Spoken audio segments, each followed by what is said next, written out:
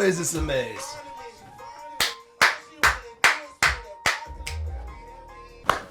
Today, what's in this case? If you can read the label, which it's kind of far from you, it says V-Raptor.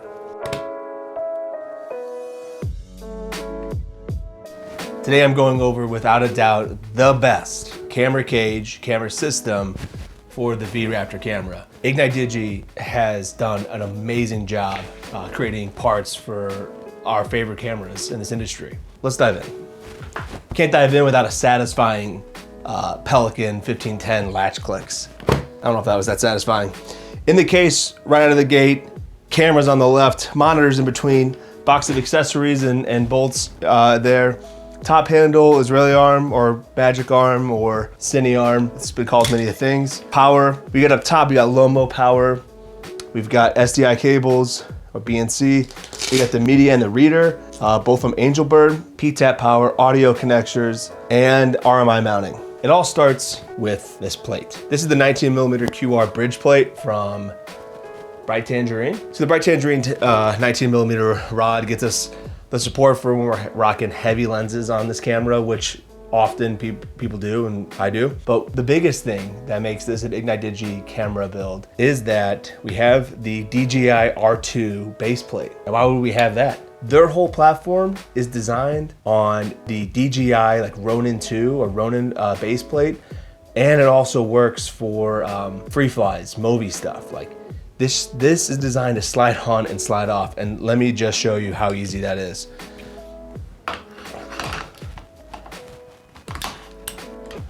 Boom, now we're on our little dovetail here.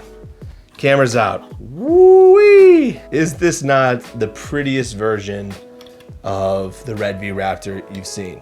I mean, every time it's just built perfectly. This camera is almost perfect. Built-in NDs would be clutch. We have the half cage here going all the way around that still allows you to use RED's proprietary top plate that has these connecting pins. So that still allows this, which is important, so you can still power your monitor. You'd think when RED was like, yo, this monitor just gets powered from this USB port, but I'm sure there's something to do with all those little pins that give it data and stuff. But yo, what's this USB port back here? Can the monitors not power off that? That would have been clutch if they were able to do monitor here and there. We have on the back, we got Mutiny's expander, IO expander, gives you run, start, stop, all those controls for your ACs, for your audio guys, your gen locks. We converted quickly out of the V-mount to gold air anti-bower, just because that's what everyone uses, and I kind of agree. Oh, down here, I got two of these expanders, but these are just a 2-pin expander. So you get 2-pin in, and if you can get that to somehow off a D-tap or off this device, that now turns you into 3 extra 2-pins for power. That's pretty clutch. Definitely handy when you're running Movi stuff. Well, let's just show you how easy it is to get onto our base plate.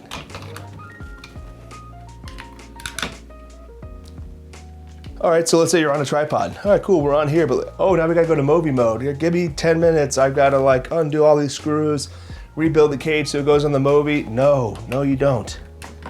You slide right off, and this is designed to fit Freefly and Movi, R2. Slide that shit onto your Movi. This is the top part that goes onto that. You secure both top and bottom. You're ready to go. I can't get over how amazing this design is. Thank you, I think his name's Mark at Ignite Digi, who created all this. You're the real gentleman and the scholar.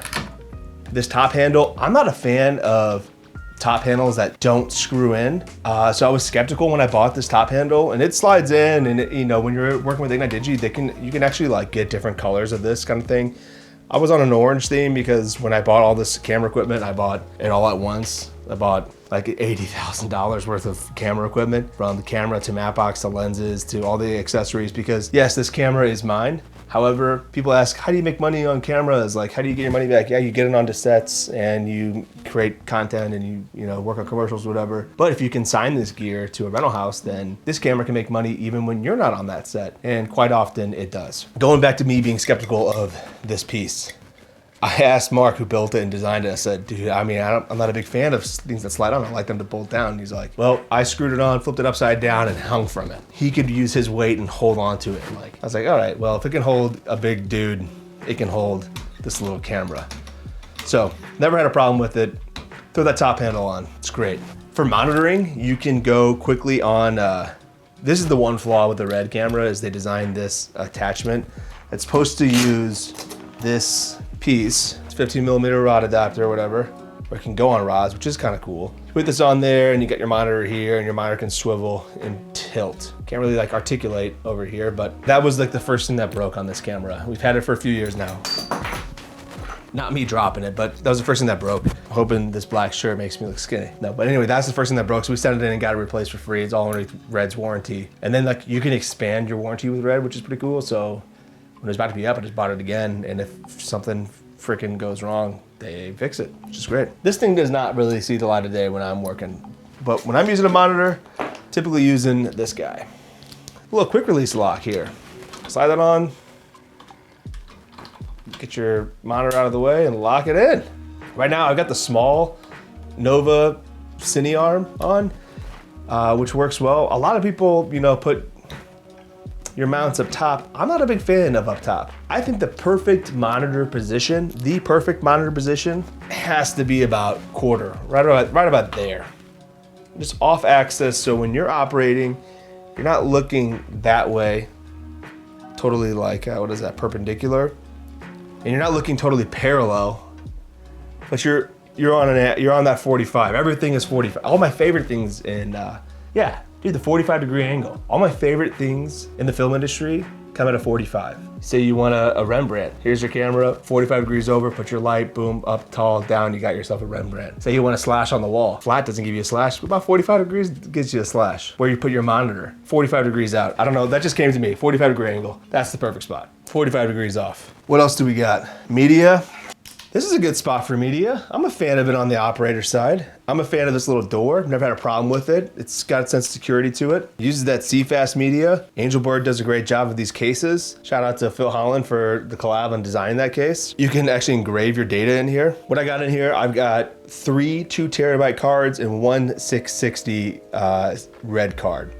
Oh, let me just brag on Angelbird for a second. This is not my first round of Angelbird cards. This is round 2. Every one of my previous round of Angelbird cards had slight wear and tear, like cracking of the black plastic on these cards. My previous case was a Pelican case where you would have to grab the media from the top or the bottom. Now this media you can just grab from the side. It is a terrible design from Pelican to grab this media from where the fucking ports are, from where like this engages with the camera. So terrible design to grab it there.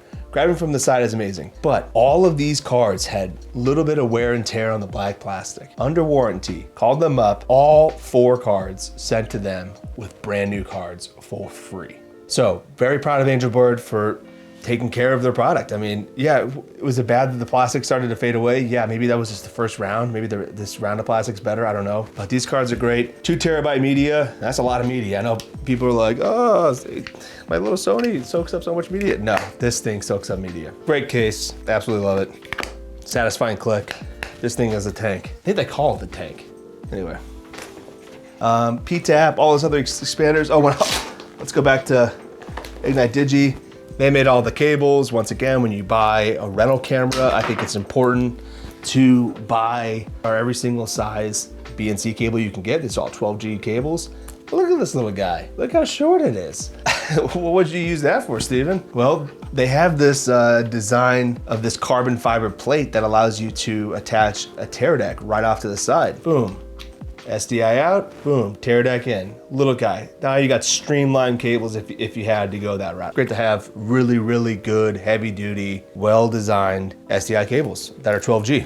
Thank you, Ignite Digi. Man, I'm dropping stuff. As you heard, I think, what's the drop counter at? 3? I think I've dropped 3 things.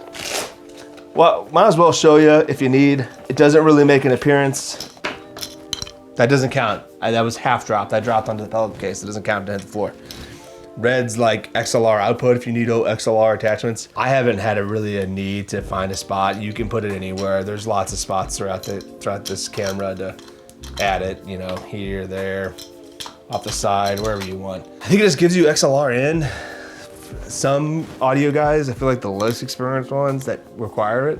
Most experienced guys, all they need is that time code in, which is like a 5-pin cable They need that. Sometimes they need this gen lock thing.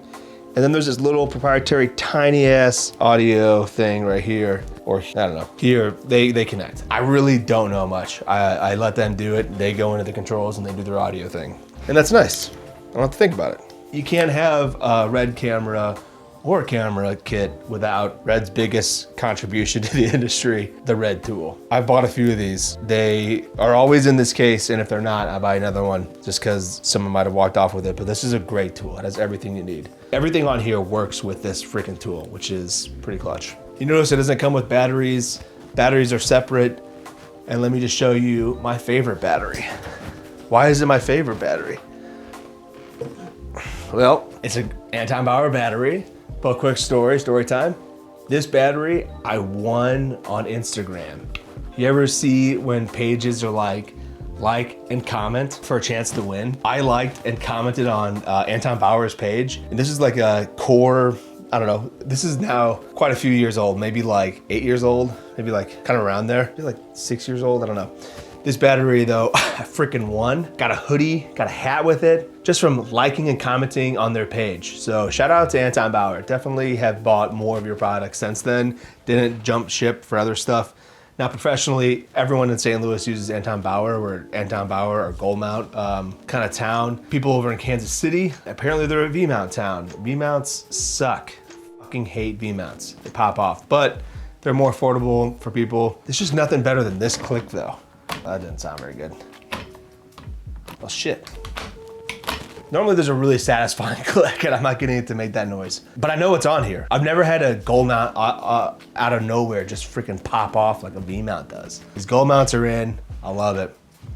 Well, so I didn't have much planned. I just wanted to prove that when I keep seeing people's camera cages, this is the best, I'm like, no, it's not. Hands down, no, it's not. Don't be fooled. Do not buy any other camera cage if you're looking at a RED V-Raptor or Komodo, or I think they do it for the Alexa as well. Ignite Digi. Once again, not sponsored by them. I'm saying this out of pure appreciation of a problem that has been solved. How to get this perfect sized camera for a gimbal off a tripod head and onto a gimbal in seconds. If I had an R2 with me right now, I could show you. Boom.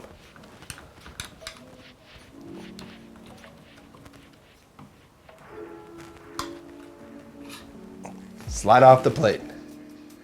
Slide on to the Ronin.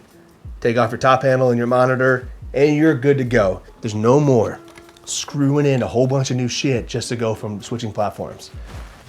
You back off, you're back on. Thanks for watching. I'm Steven Greathouse, run Shot, Cut, and Colored. It's my YouTube channel where I break down camera gear, do reviews, just show you all things that it takes to be a DP. I'm a cinematographer day to day. I'm a cinematographer day to day and all the days in between, which can be many. I don't know, I'm just a human, just doing stuff. Oh, and a farm, but whatever. I gotta get better at these like outros. I really do appreciate you guys watching. I'm trying to bring content that I know is important. If you get a chance, check out my website. I think that might help validate the fact that you'll see, oh yeah, this guy shoots bigger, this guy knows how to shoot.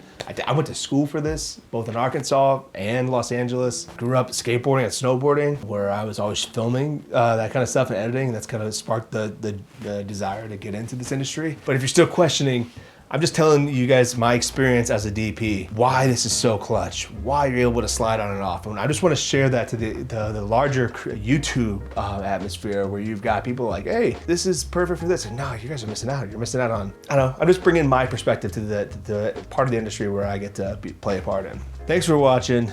I'm gonna cut it here. Peace.